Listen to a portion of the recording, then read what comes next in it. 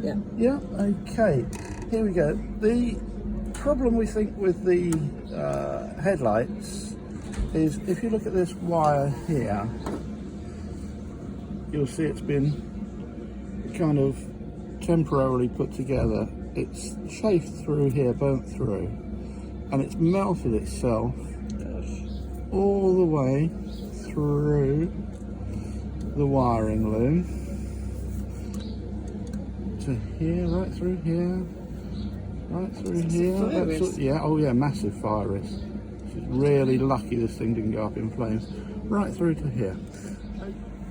Okay, take two. So that wire is attached to this main light switch.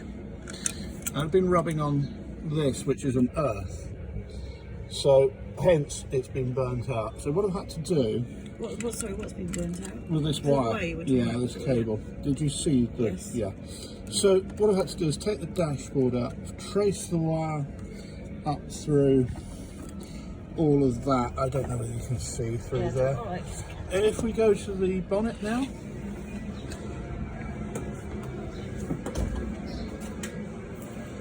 traced it through from there, run a new wire completely all through right to here. So it's new wire right the way through. And how are you going to stop it happening again?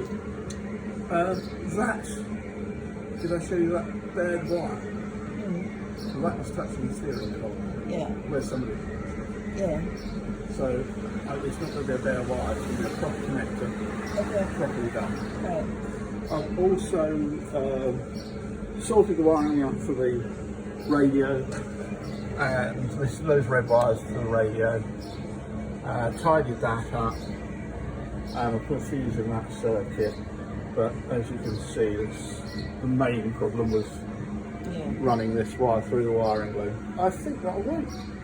What else are you going to do to it now?